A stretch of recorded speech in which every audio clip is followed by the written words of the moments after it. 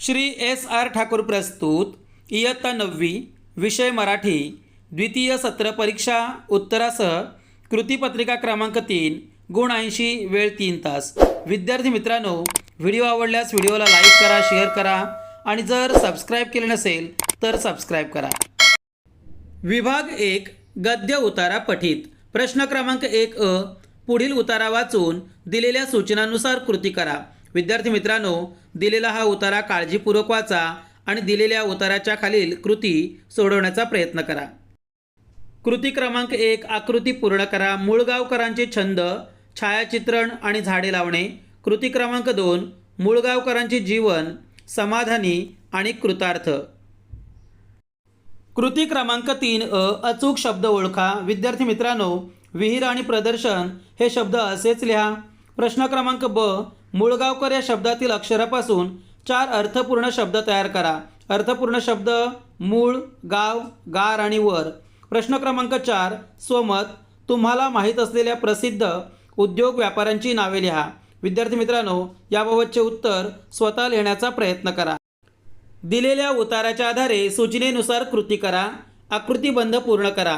प्रेक्षकगृहातील घटनेचे श्रोत्यावरील परिणाम। 1 श्रोत्यांत कुजबूज सुरू झाली। 2 श्रोते आरडाओरडा करू लागले। 3 श्रोते भसाड्या आवाजात तिचं गाणं म्हणू लागले। आणि 4 त्यांच्या त्या म्हणण्याला शिट्ट्यांची आणि आरोळ्यांची साथ मिळाली। प्रश्न क्रमांक ब आकृती पूर्ण करा। लिली या गोष्टीत निष्णांत होती, नृत्य आणि संगीत।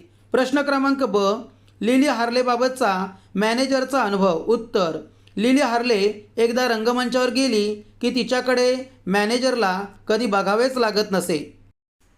व्याकरण प्रश्न क्रमांक ब 3 पुढील वाक्यांतील अधोरेखित शब्दांचे लिंग बदलून वाक्य पुन्हा लिहा।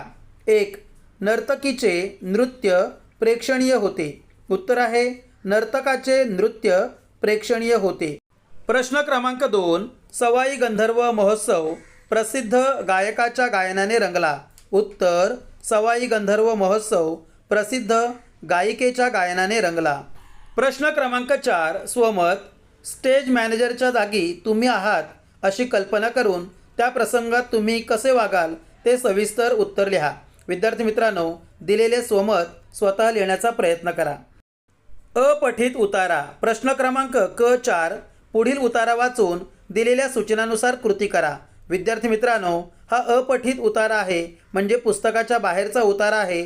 तो काळजीपूर्वक वाचा आणि दिलेल्या पुढील कृती पूर्ण करा। आपल्याला कृती पूर्ण करून दिलेल्या आहेत, त्या काळजीपूर्वक वाचा। कृती क्रमांक 1 अश्मयुगातील माणसाने दगडाचा उपयोग करून बनवलेल्या वस्तू। उत्तर आहे चूल, शिल्पे, भिंती, दागदागिने। कृती क्रमांक 2 आकलन कृती। आकृती पूर्ण करा। सर्जनशीलता व पूजावृत्ती यामुळे दगडांना मिळालेले रूप। 1 आहे उत्तर शिल्प, स्थापत्य, कला आणि विज्ञान। कृती क्रमांक 3 व्याकरण कृती। 1 भांडी कुंडी यांसारखे 4 जोड शब्द लिहा। उत्तर आहे कामधंदा, रोगराई, सुईदोरा, पालापाचोळा। कृती क्रमांक 4 स्वमत माणसाला दगडच देव वाटण्याचे कारण उताराच्या आधारे व तुमच्या मते स्पष्ट करा। विद्यार्थी मित्रांनो, याचे उत्तर आपल्याला उतार्यात दिलेले आहे। विद्यार्थी मित्रांनो, उत्तर पहा। चुलीसाठी 3 दगड मांडण्यापासून मृतांचे थडगे बांधण्यापर्यंत दगडाला नाना तऱ्हांनी वापरले। त्याचबरोबर दागदागिने देखील त्याने घडवले। खडक कोरून किंवा दगडाच्या भिंती रचून आपल्या निवाऱ्याची त्याने सोय केली। त्याचबरोबर सृजनशीलता आणि पूजावृत्तीला वाट मिळाली। विभाग पद्य प्रश्न क्रमांक 2 पुढील कवितेच्या आधारे दिलेल्या सूचनांनुसार कृती करा। विद्यार्थी मित्रांनो, येथे आपल्याला कविता दिलेली आहे। ही वनवासी कविता आहे आणि या कवितेच्या माध्यमातून आपल्याला विविध कृती सोडवणे अपेक्षित आहे। कृती क्रमांक 1 आकृतीबंध पूर्ण करा। कवितेत आलेले प्राणी। उत्तर आहे वाघ, सिंह, ससा आणि वानर। कृती क्रमांक 2 कृती क्रमांक 3 त्याचबरोबर प्रश्न क्रमांक 2 खाली दिलेल्या कवितांचे सांगितलेल्या कृतीनिहाय रसग्रहण करा। निरोप, आपले जगणे, आपली ओळख आणि वनवासी या कोणत्याही एका कवितेचे रसग्रहण करायचे आहे। त्याचबरोबर स्थूल वाचन आणि भाषा अभ्यास यावर प्रश्न सोडवायचे आहेत। पुढे उत्तरं दिलेली आहेत ती पहा। कृती क्रमांक 2 व्याकरण स्त्रीलिंग रूपे लिहा. अ वाघ स्त्रीलिंग रूप आहे वाघीण. ब सिंह स्त्रीलिंग रूप आहे सिंहीण. प्रश्न क्रमांक 2 कवितेत आलेल्या शिखराचे नाव कळसुबाई आणि नदीचे नाव प्रवरा. कृती क्रमांक 3 काव्य सौंदर्य कृती. 1 बसू सूर्याचं रुसून पहू चंद्राक हसून या काव्यपंक्तीतील भाव सौंदर्य स्पष्ट करा. तसेच 2 आम्ही डोंगर राजाची पोरं कळसू आईची या काव्यपंक्तीतील भाव सौंदर्य स्पष्ट करा. उत्तर थेट दिलेले आहे ते काळजीपूर्वक पहा. प्रश्न क्रमांक 2 ब खाली दिलेल्या कवितांचे सांगितल्याप्रमाणे कृतीनिहाय रसग्रहण करा. विद्यार्थी मित्रांनो, कोणत्याही एका कवितेचे रसग्रहण करणे अपेक्षित आहे. मागील व्हिडिओमध्ये आपण वनवासी या कवितेचे रसग्रहण केले होते. यावेळी आपण आपुले जगणे आपुली ओळख या कवितेचे रसग्रहण करू. कवी संदीप खरे. प्रस्तावना दैनंदिन जीवनात वागताना काय करावे व काय करू नये याविषयीचे काव्य कवीने सोप्या शब्दातून कवितेतून व्यक्त केले आहे. तसेच ही कविता यमक रूपाने जुळवलेली आहे. कवितेतील आवडलेल्या ओळी जेथे वाटा तेथे काटा उगा भेदरून अडू नको करता हिम्मत जगात किंमत भेकड गुळमुळ रडू नको. कवितेतील मध्यवर्ती संकल्पना आहे माणसाने जगताना चांगले जीवन जगावे, नम्रपणा असावा, लाचारी करू नये आणि डगमगू नये.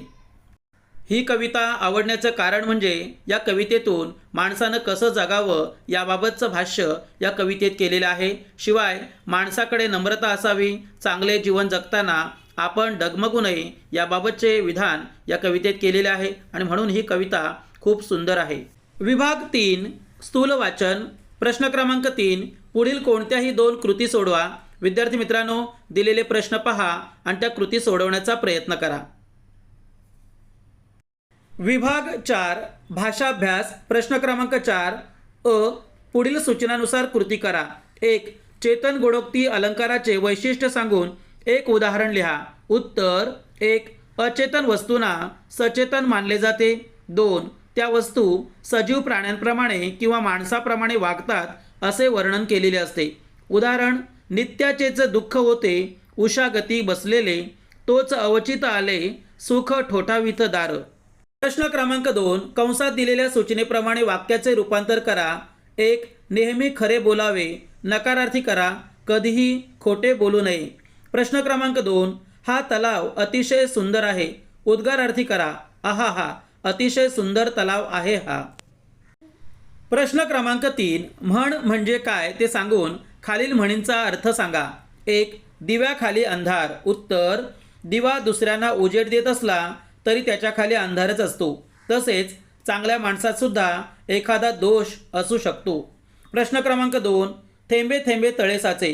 हळूहळू संचय करणे. थोड्या थोड्या प्रयत्नाने सुद्धा यश मिळू लागते आणि अशा प्रकारे साठा होऊ शकतो.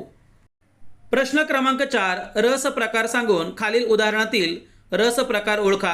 अ उदाहरणाचं रस आहे शृंगार रस आणि ब चं उत्तर आहे भयानक रस. प्रश्न क्रमांक 5 पुढील वृत्ताचे उदाहरण सांगून त्याच्या मात्रांचे गट पाडा. विद्यार्थी मित्रांनो, इथे उत्तर आपल्याला थेट दिलेले आहे ते काळजीपूर्वक पहा.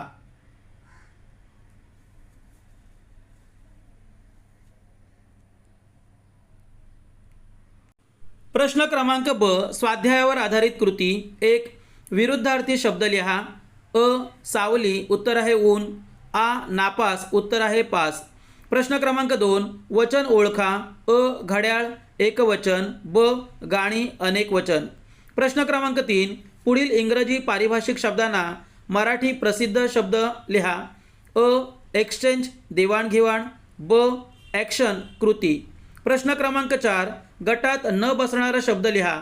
गटात न बसणारा शब्द आहे भक्ती आणि दुसरा शब्द आहे शिष्टाचार.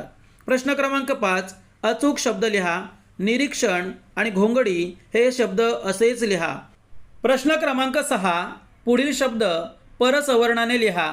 चंपा शब्द दिलेला आहे आणि मंदिरसुद्धा शब्द दिलेला आहे. प्रश्न क्रमांक 7 पुढील शब्दांचा शब्दसमूहाबद्दल एक शब्द लिहा. अ नयन कमल कमलासारखे नयन, ब पितांबर पिवळे असे वस्त्र. प्रश्न क्रमांक 8 सहसंबंध ओळखून लिहा. जबाबदारी जबाबदार, मंदी मंदता. प्रश्न क्रमांक 9, पुढील वाक्प्रचारांचा योग्य अर्थ लिहा. कोणतेही दोन. 1. संजीवनी मिळणे. योग्य उत्तर आहे जीवदान देणे. प्रश्न क्रमांक 2, नाळ तुटणे. योग्य उत्तर आहे संबंध न राहणे. प्रश्न क्रमांक 3, रया जाणे. उत्तर आहे शोभा जाणे. विभाग 4, उपयोजित लेखन. प्रश्न क्रमांक 5 विभाग पत्रलेखन. विद्यार्थी मित्रांनो, दिलेल्या कृतीच्या आधारे पत्रलेखन करण्याचा प्रयत्न करा. प्रश्न क्रमांक 2, पुढील कृती सोडवा. सारांश लेखन. गद्य आकलन. खालील उतार्याचा 1/3 सारांश तुमच्या शब्दात लिहा.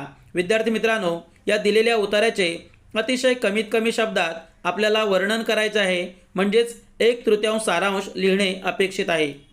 प्रश्न क्रमांक 3, कथा लेखन. शब्दमर्यादा 80 ते 100 शब्द. खालील अपूर्ण कथा पूर्ण करून लिहा.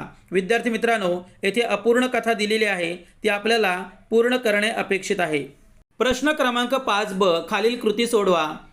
संवाद लेखन. प्रश्न क्रमांक 2, जाहिरात लेखन. आपल्याला इथे काही मुद्दे दिलेले आहेत, त्याच्या आधारे आपल्याला जाहिरात करणे अपेक्षित आहे.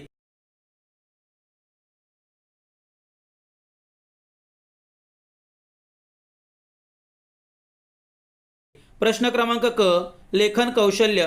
खालीलपैकी कोणतीही एक कृती सोडवा. 1. वैचारिक लेखन.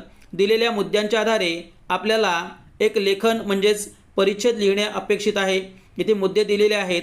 पाणी हेच जीवन, जल है तो कल है, पाण्याचा अपव्यय टाळा, पाणी वाचवा पाणी जिरवा. म्हणजेच पाण्याचं महत्त्व आपल्याला त्यातून पटवून द्यायचं आहे.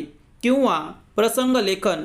दिलेला प्रसंग पहा आणि त्याच्या आधारे प्रसंग वर्णन करण्याचा प्रयत्न करा. विद्यार्थी मित्रांनो, हा पेपर केवळ सरावासाठी दिलेला आहे. विद्यार्थी मित्रांनो, इयत्ता 9वीचे द्वितीय सत्राचे सर्व पेपर म्हणजेच 2-2 पेपर आपल्याला डिस्क्रिप्शनमध्ये त्याबाबतची लिंक दिलेली आहे, ती काळजीपूर्वक पहा. विद्यार्थी मित्रांनो, असेच नवनवीन व्हिडिओ पाहण्यासाठी व्हिडिओला लाईक करा, शेअर करा आणि जर सबस्क्राईब केले नसेल तर सबस्क्राईब करा. धन्यवाद.